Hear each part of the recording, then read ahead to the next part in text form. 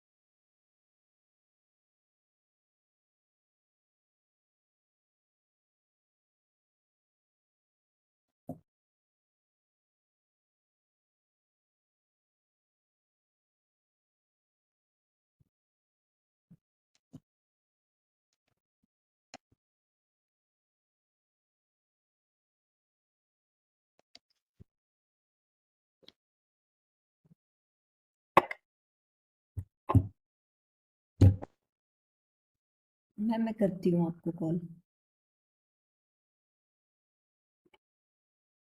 मैं करती हूँ।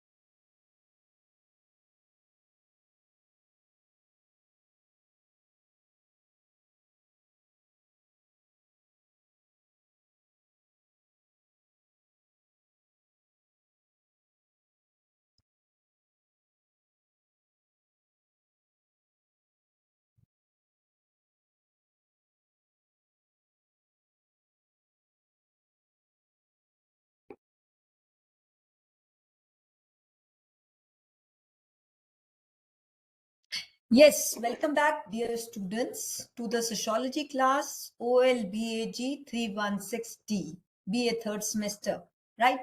In today's class, we are going to discuss three important institutions, which are also known as social institution in sociology.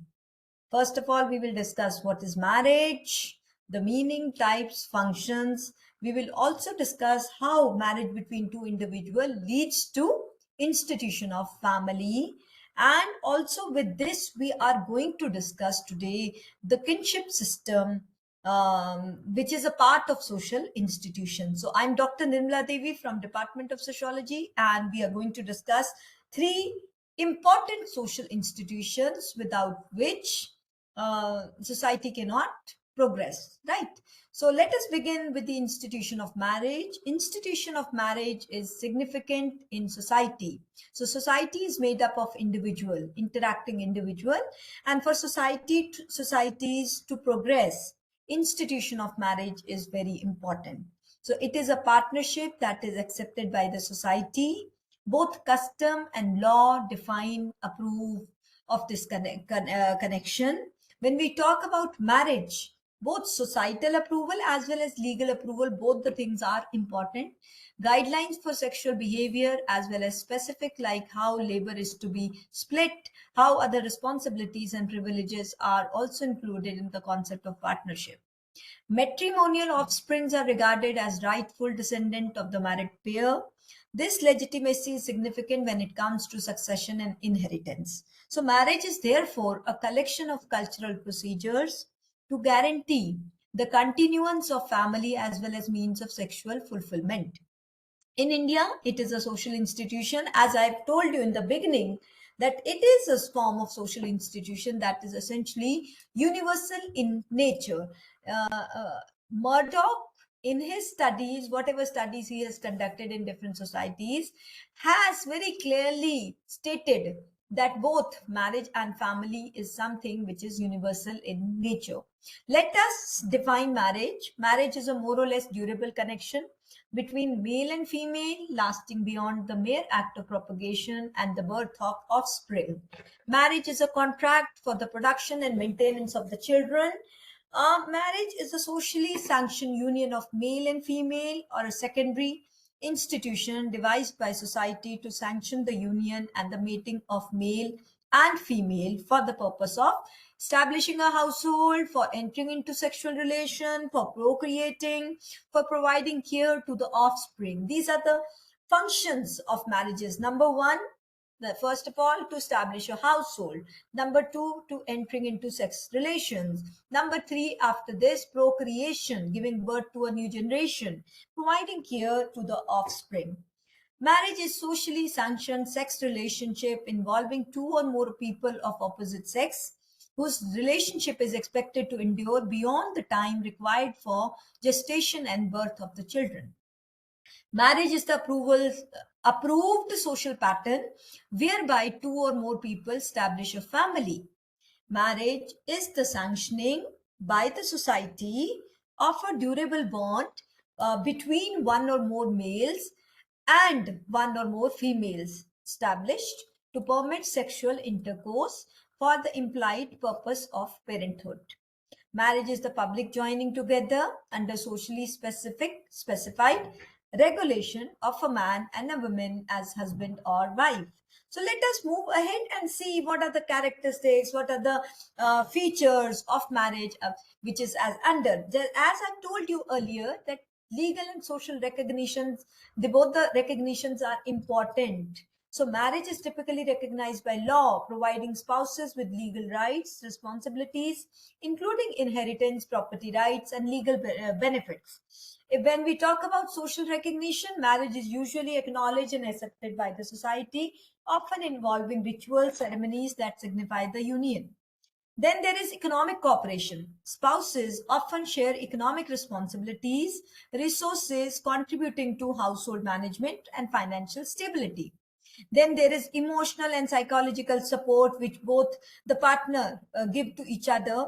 So marriage provides a framework for emotional intimacy, companionship, support between the partner. And marriage often involves a socially recognized sexual relations which may include expectation around exclusivity and fidelity. Then one of the very important function or feature of marriage is procreation and child rearing. First of all, to procreate the child and then rear that child. So in many society, marriage is linked to expectation of bearing and raising children, though this is not universal aspect. Cultural and religious significance of marriage is also very important. Marriage can hold cultural religious importance, often involving rituals, customs that reflect the values and beliefs of the community. Long-term commitment. Marriage is generally intended to be a long-term or lifelong commitment between the partners, though this is not always the case. Marriage often creates or strengthens ties between families, forming alliances and expanding kinship network. Then marriage can confer a particular status in a society, affecting individuals' role and how they are perceived by other people in society. Apart from characteristics, we have function of marriages also. What are the function that institution of marriage perform, right? So number one is marriage is undoubtedly one of the major social institution of the society. Smooth functioning of marriage is often a detriment of smooth functioning of society. Determinant, yes, smooth functioning of marriage is a determinant. It says this if smooth functioning of marriage often results into smooth functioning of society. Then controlling people's sexual behavior is marriage's primary purpose in a society. In the absence of marriage, there would be rampant sexual promiscuity and little control over most of the fundamental human want to satiate one's sexual craving, satisfy. A marriage allows two adults of different sexes to engage in sexual intercourse, and by doing this, it acknowledges specific legal privileges bestowed upon the married individuals. So, institution of marriage gives individuals sexual relationships, legal status, and this legitimacy has a social religious foundation. Religious acceptability is guaranteed by civil or religious ceremony, and social acceptance and legitimacy are attained via social witnessing of marriage. Establishing a family requires marriage. I told you earlier that marriage leads to establishment of family.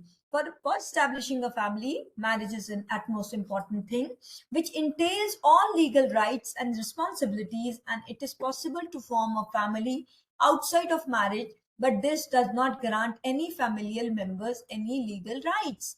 So marriage provides a legal way of procreation. Children born in the family are regarded as legitimate hire. Marriage creates a division of labor based on age and sex, but in recent decades, traditional roles and foundation of this division of labor have undergone significant change. Uh, when people get married, their lives become more balanced as a result of communicating and resolving emotional, psychological, economic, and other issues. Married people live longer, they are more content, satisfied, and they are generally healthier than single people, according to various studies, right? Now we are shifting to types of marriages. When we talk about type of marriages, there are monogamy. Then opposite to monogamy is polygamy. Monogamy means when there is one husband and one wife. When a husband or a wife are the sole spouses in monogamous marriage, there is only one spouse. The most common type of marriage, most popular, that is practiced in practically every nation on the earth, is monogamy. So it's widely regarded by sociologists as most durable type of marriage, since it guarantees that the parents will give their children their undivided attention and care. So the marital system provides greater care even for the elderly parents. So this was monogamy is the first form of marriage and very popular, widespread form of marriage, where only one spouse is there, one husband and one wife. The opposite to this is polygamy, when this is a form of marriage known as polygamy, in which there are several spouses, that is multiple husbands or multiple wives. There are two categories of polygamy: polygyny and polyandry. Polygyny means when a man marries more than one woman, that is polygyny, and polygyny is of two types. One is sororal polygyny, other one is non-sororal polygyny. Sororal polygyny comes into existence when a man marries more than one woman, but those all women are sisters. And when a man marries more than one woman who are not sisters, that is known as non-sororal.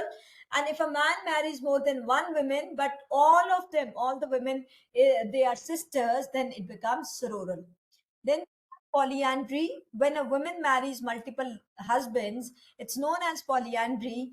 One woman and numerous husbands coexist under this system. Certain tribal groups like Todas of Malabar Hills, nations like Tibet practice this kind of marriage. Polyandry is further divided into two categories. One is fraternal polyandry and other one is non-fraternal. Fraternal polyandry means when a woman marries more than one man and, say, two brothers who are related to her by blood, that is known as fraternal polyandry. The existence of polyandry has been linked to several factors. The lowest number of girls than women or negative female sex ratio are two primary cause of fraternal polyandry.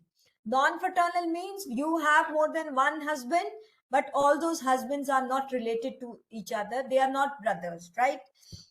Rules of marriage. Every society has rules that must be adhered to it in order to marriage to be acknowledged by the community.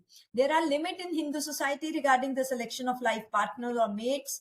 These limitations serves as fundamental guidelines that governs Hindu wedding, and these rules are: number one, endogamy. When I say endogamy, it means that the partner, you must choose that particular partner from within the group. We forbid marriage with the members of the out group. The group in question may refer to a tribe, caste, gotra, village, race, class, religious organization. So the belief that endogamy maintains group's integrity, safeguard its standing and reputation, keeps the group together, and keeps property inside the community is likely why it originated as a marriage law. So it also promotes casteism, communalism, incites animosity between various communities, impede national progress, and result in an ethnocentric mindset and excessive group allegiance, right? Endogamy is when you are within your group, you are finding a partner, and exogamy is you are finding a partner but outside a particular group. So exogamy is a marriage of someone outside of their own group. Exogamy is a marriage that forbids getting married within one's own community. Most communities forbid marriage between the blood relatives, between the consanguineous relatives, both direct or indirect. Although the definition, closeness of the relations varies from civilization to civilization and within society from community to community, marriage with close relative is generally forbidden. Exogamy can take a variety of form in India. For example, I did a study in Haryana. I worked on Thap Panchayats in Haryana, and where, I felt that this exogamy was within your village, you cannot get married, you cannot find a partner.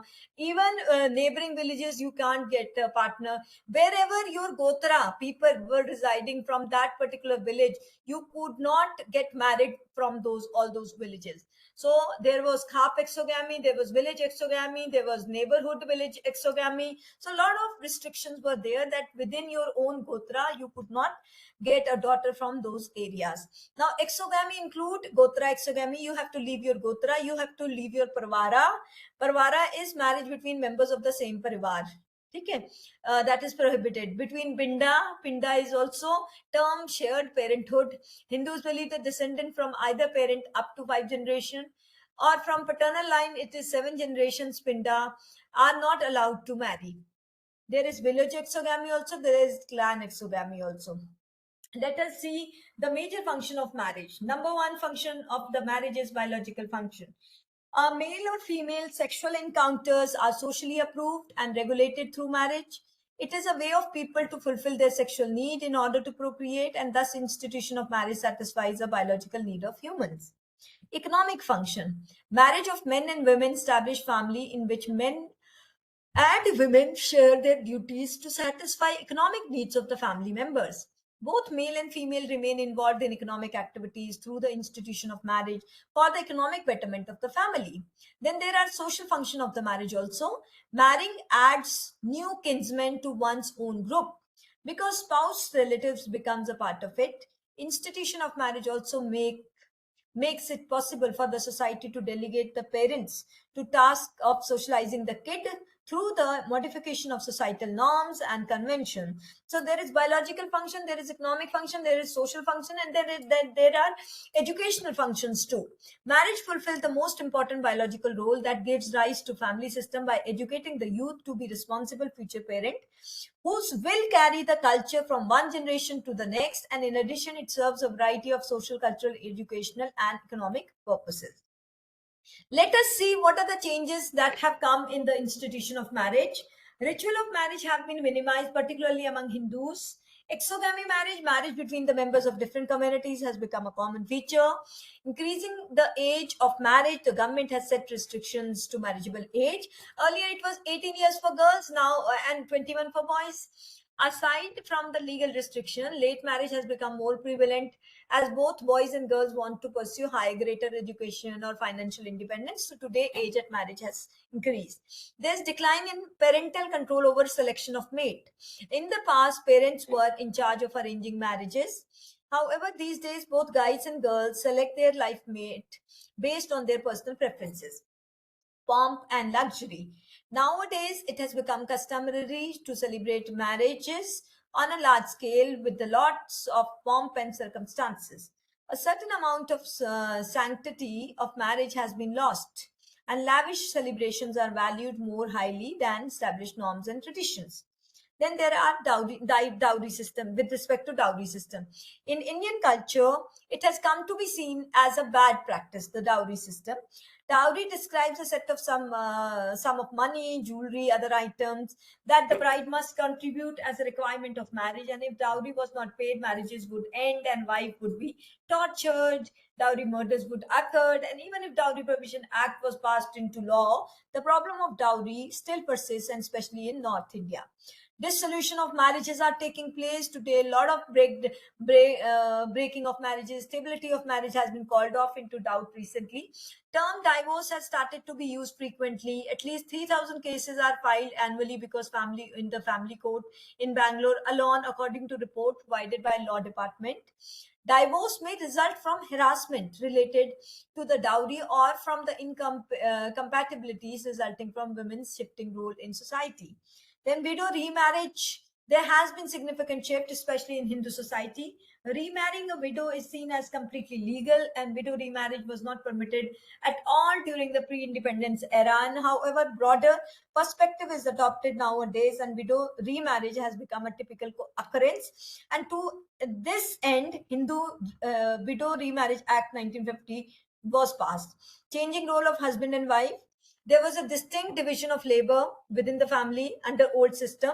Wife job was limited to taking care of the home, household work, raising children and elderly, etc. And husband was the provider. He was used to go out and work. Nevertheless, role of the wife has changed in modern times. Married women frequently work. Husband and wife share responsibility of one another. And in order to support the wife, husband must take up the part of the household responsibility. And as a result, men now hold less power in marriage system. management perspective, and organizations' practice are influenced by marriage, a significant social system. For instance, companies view marriage as a legitimate reason to provide workers leave. One of the things that an organization looks for a potential hire is their marital status. According to several laws, including the ESI Act, the Compensation Act, and the PF Act, and others, wife is regarded as the dependent legal representative. So organizations will take this into account when awarding pay in accordance with the pertinent terms of various enactment. Certain organizations have a policy of hiring the wife of the deceased employee who is still in the workforce. So this was all about marriage and the changes within institution of marriage. Let us move ahead, another institution, that how marriages leads to this thing, what I say, development or development of institution of family. So families are very important, and family is also an social institution, and families are often defined as unit that consist of parents, children, and in real circumstances it might also refer to a collection of relatives, their dependent, living together in a single home. So each of these speaks of this institution's composition, and members' place of residence is another factor. At least for a portion of their life, they typically reside together. Families' interpersonal dynamics come in third, and each member owes to other equivalent rights and obligation. And lastly, socialization is utmost important, that facilitated by the family as well. Institutions differ from all other social structure unit in the ways that listed. Family is fundamental core group and inherent personality matrix. And as per United States Census Bureau, a group of two or more people living together who are related by blood, marriage, or adoption is called family. Important definition, please listen to me carefully.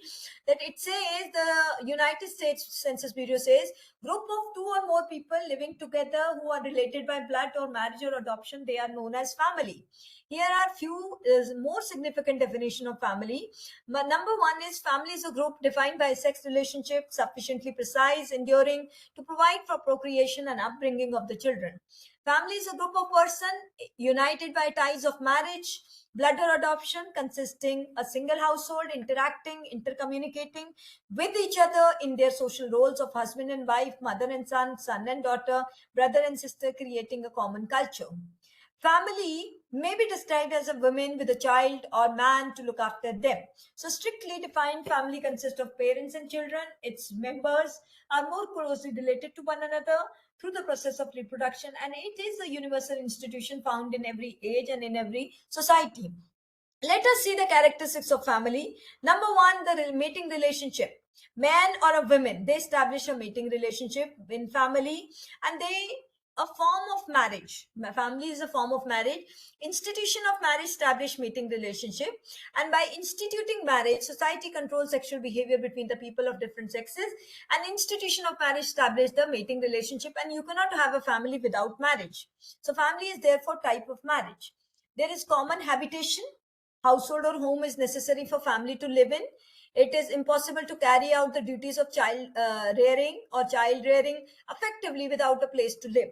So family consists of individuals who share a household or a house. It is a system of nomenclature. Every family has an exclusive name. It uses a unique method of counting descent. Either the mother's line or a male line can be used as identifying the descent. In patrilineal families, the male line serves as a marker of descent. In matrilineal, on the other hand, mother's line is used as marker of descent. An economic provision. For financial needs to be met, every family requires a financial support system. The family's head works in a certain field and provides for the family. System of interaction and communication within family, people that engage and communicate with each other in their respective social role. As mother, as father, as daughter or son, they together, they interact, they make up a family. So it is significant to note that members of the family are related through marriage, blood, or adoption, and family continues to uphold a shared yet unique culture.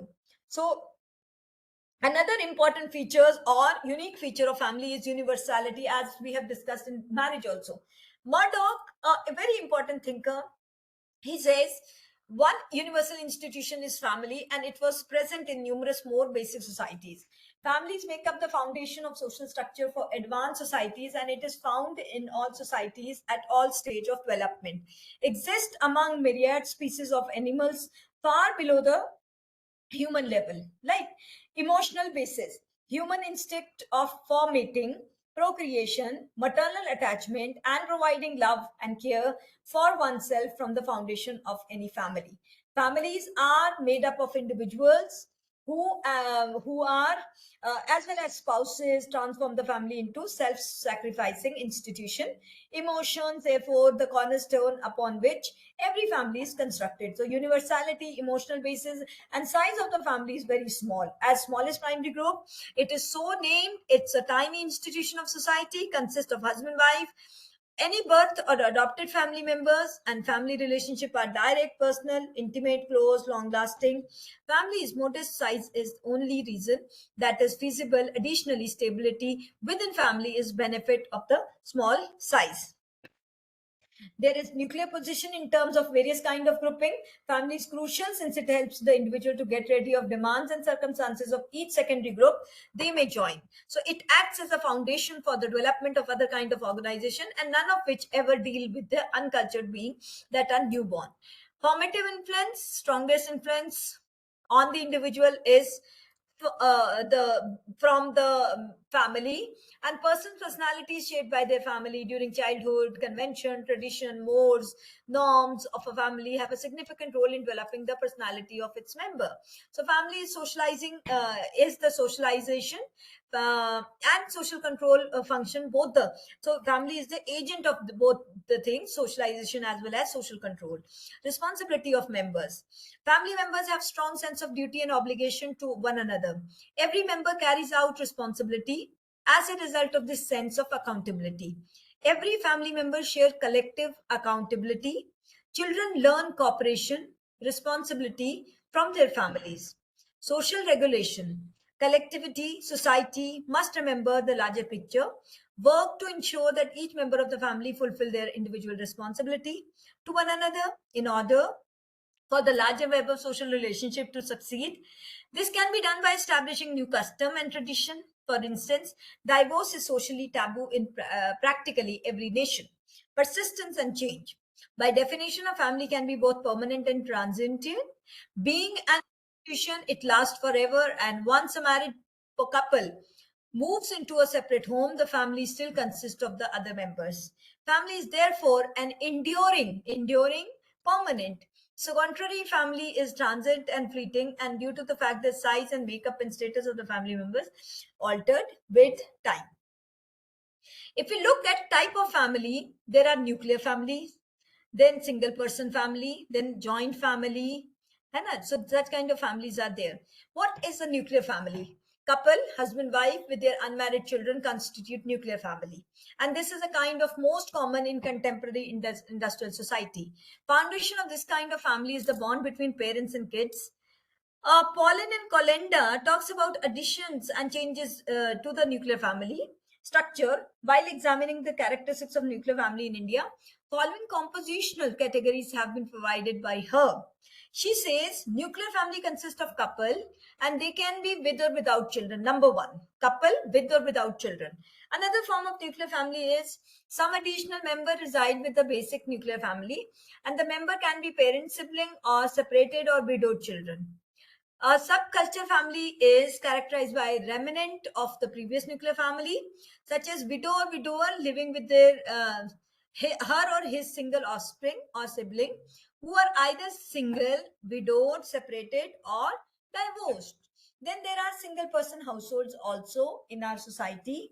A group of relatives that included members of a previous whole nuclear family, as well as one unmarried, divorced, widowed relatively who was not a part of nuclear family, is referred to as supplemented subnuclear family. Nuclear family is a relatively small family. It is not governed by senior citizens. It is thought to be most prevalent, an ideal type of family. In contemporary culture, we base the nuclear family on matrimonial ties, and in a nuclear family, parents give their children the whole attention, love, and affection. Nuclear family is autonomous and self-sufficient in terms of money. In addition, nuclear family members have greater flexibility than members of joint family. Joint family, when two or more nuclear families come together based on expansion of parent-child relationship, combination is referred to as extended family. Murdoch states that an extended family is made up of two or more nuclear families connected by parent-child relationship that is extended, that is by married adult joining his parents' nuclear family. A man and his spouse reside in an extended family with the household of their married sons, as well as their single sons or daughters, grandkids, grandchildren, deriving from either their mother or father. According to Bottomore, various forms of extended families are still prevalent in Asia. Foundation of patrilineal extended family is father-son bond, whereas matrilineal extended family is built on mother-daughter bond. So it is also possible to expand the extended family horizontally to include a group of two or more brothers, their spouse, and their kids. Fraternal and collateral family is the name given to this horizontally extended family. In India, a family that is extended either horizontally or vertically is referred to as joint family, and it is the property sharing unit in strict term. According to MS Code, the joint family is made up of a man and his wife, their adult sons, their wives and their kids, and the paternal couple's younger offspring, right? So the family may either be patriarchal or matriarchal on the basis of authority. So when we talk about North India, we live in a patriarchal family system. Patriarchal family structure is one in which the father has all authority. Father and the oldest man in the family is the head of the household. He makes use of his power over the family members, and he is the keeper of the family's belonging, oversees household religious ceremonies. Patriarch held absolute power over his wife, sons, and daughters in advanced patriarchal societies of the past.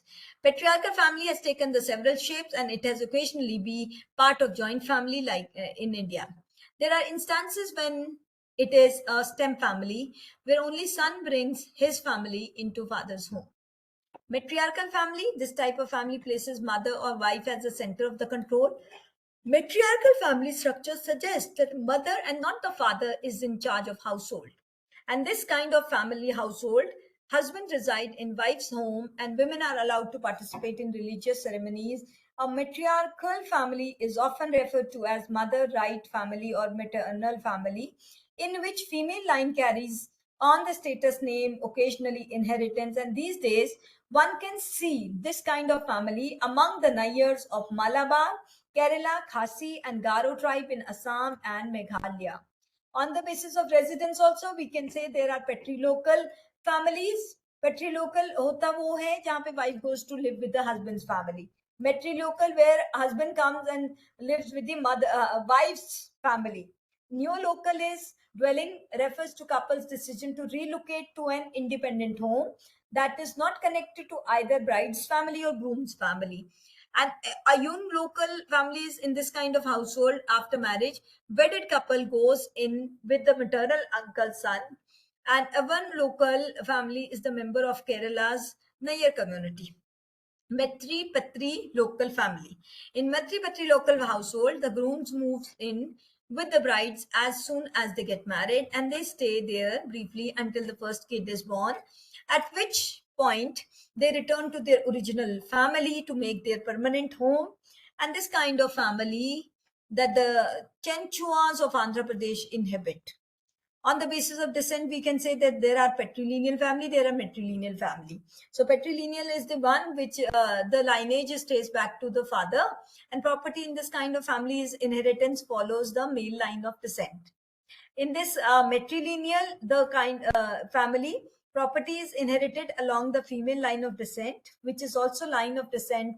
And matrilineal groups include the Khasi tribe, the Malabari people, the Vedas, and Native Americans in North America.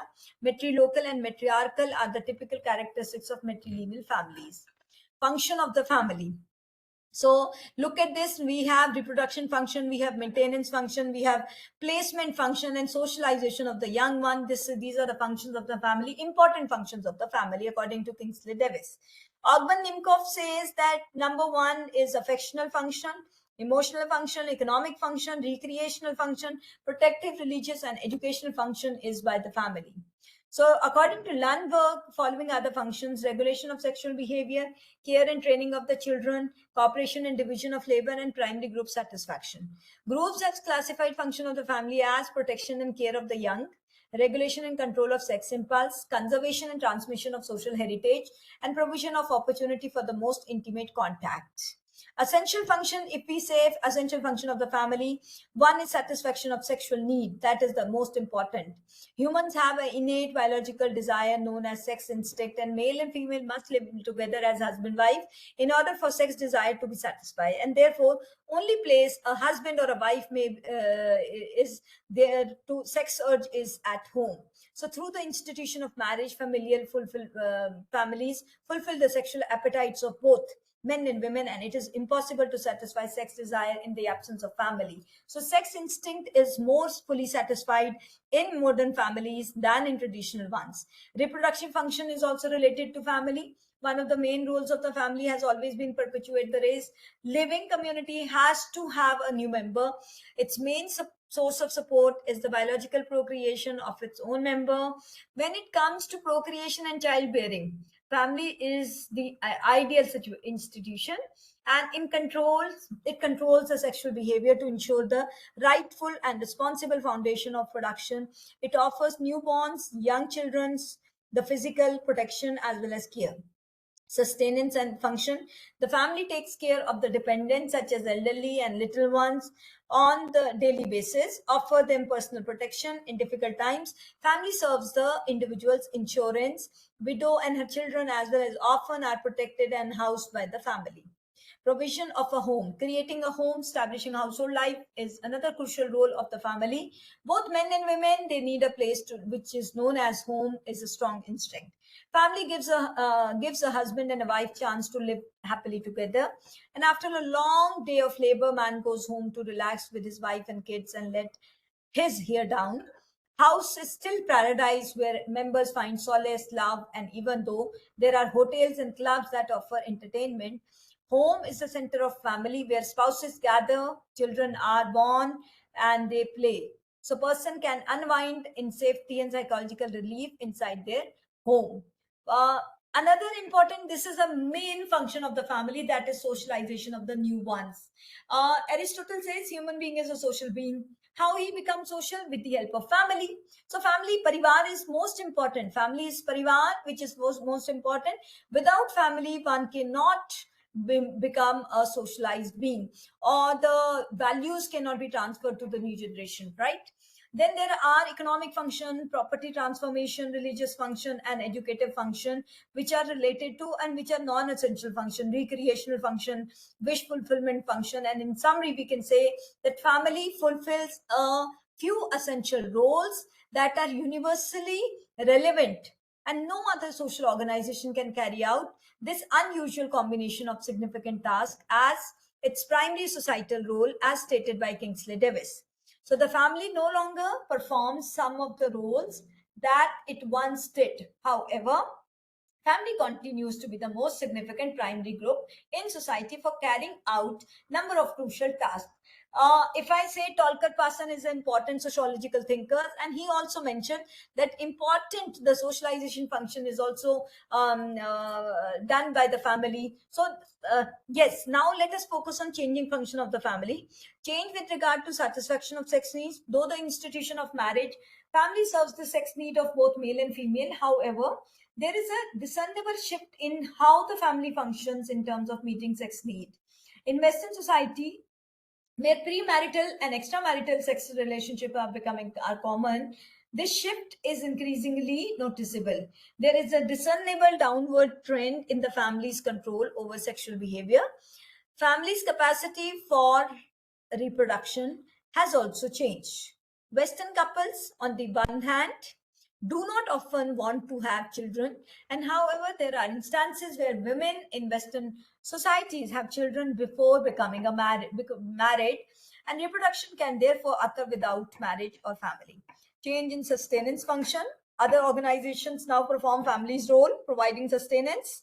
Medical treatment is currently provided in hospital, assisted living facilities. Older people receive care and protection from government and various non-governmental organizations. Physician, nurse, and midwives provide care for the patient who are admitted to hospital or assisted living facilities. Socialization function, yes, women are going out to work as teacher, to the office, factory, so they consequently don't have much time to interact socially with the kids. As a result, family's role as socialization tool is diminishing. The outside agencies now perform the role of family in socialization. Change in economic function also, forming family with all of its economic role was self-sufficient business enterprise. Hub of production, distribution, and consumption was the household. Since the majority of productive consumptions are now acquired by a market, so the significance of family as an economic unit has decreased. Then educational function, it is also delegated to task of education to outside organizations like Montessori, kindergarten, nursery school. There have been significant decrease in family's role in educating children. Vocational education is now the responsibility of college and technical institution, not the modern family. Then religious function also, family serves a focal point of children's religious function, education, and other religious pursuit. It has been discovered that the family is no longer performing the religious rituals it once did. So family's religious activities have been considerably scaled back. When we talk about recreation, in the past, families entertained and enjoyed themselves in a variety of ways. Instead of houses, people can now find places to relax in hotel or clubs. Families' leisure activities have substantially diminished. People can enjoy recreational facilities at a variety of outdoor recreation locations, and including parks, movie theater, club, etc. And family is no longer the member's place of recreation. So it is evident from the discussion that above that the role of family have changed significantly. Numerous household responsibilities that were previously handled by parents have been delegated to outside organizations, schools, churches, government, and for-profit leisure organizations have largely assumed responsibility for educational and religious, recreational, and protective roles. Let us move to another important social institution, that is kinship. One of the primary tenets of that organizes society is kinship. It is among the fundamental social structure present in all societies. Individuals and group form relationship through this institution. All societies have different type of bonds that bind its member together. The ties that stem from marriage and procreation are the most fundamental. These ties and all additional relationships that flow from them are referred to as kinship. And according to a group of ties, relatives that are derived from marriage or blood relationship are referred to as institution of kinship. The social relationship derived from blood ties, real or supposed, or marriage are collectively referred as kinship. Kinship is recognition of relationship between person based on descent or marriage. If the relationship between one person or another is considered by them to involve descent, the two are consanguine, that is by blood relative. And if the relationship has been established through marriage, it is affinal one. I will take the second definition, that kinship encompasses the norms, roles, institution, cognitive processes, referring to all kind of social relationship that people are born into or to create later in life that are expressed through but not limited to biological idioms. There are two types of, one is consanguineal kinship that is related to blood relation. Affinal is by marriage. It refers to relationship based on blood. Relationship between parents and children comes in consanguineal, and husband-wife relationship can come in affinal. Degree of kinship, there are primary kinship, there are secondary kinship, and then tertiary kinship. Let us see primary kinship. Direct ties are referred to as primary kinship. Primary kins are those who are closely related to one another. Some relatives are very close, direct, and near. For example, father, son, sister, brother, husband, wife. They are called primary kin, husband, wife. According to Dr. Dubey, there are 8 such primary kins. For example, husband and wife, father and son, mother and daughter, father and daughter, mother and son, younger and older brother, younger and elder sister, and sister and brother.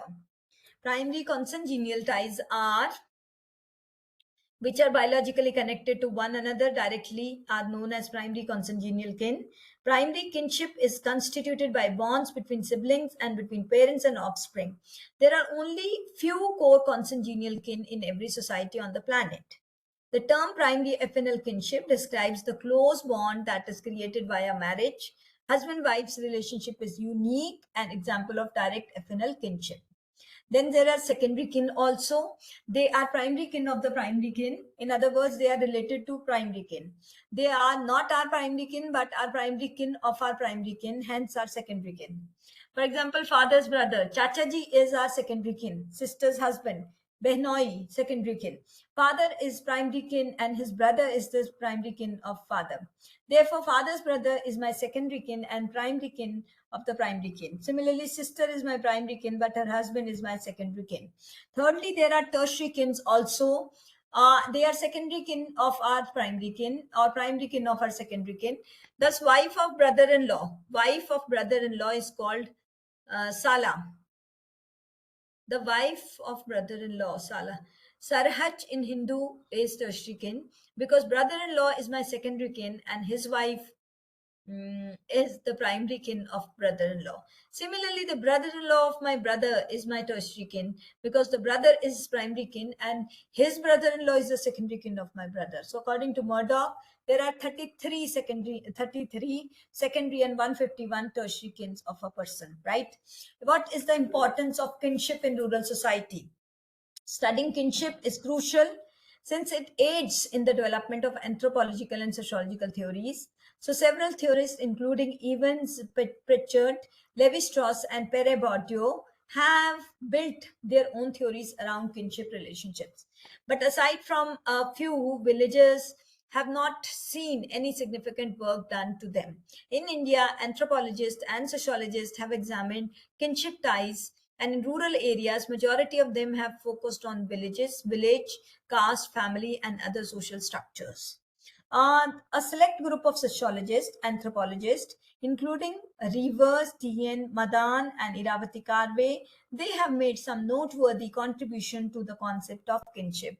So here I would say that today in this class, I have discussed about three important social institutions in our society.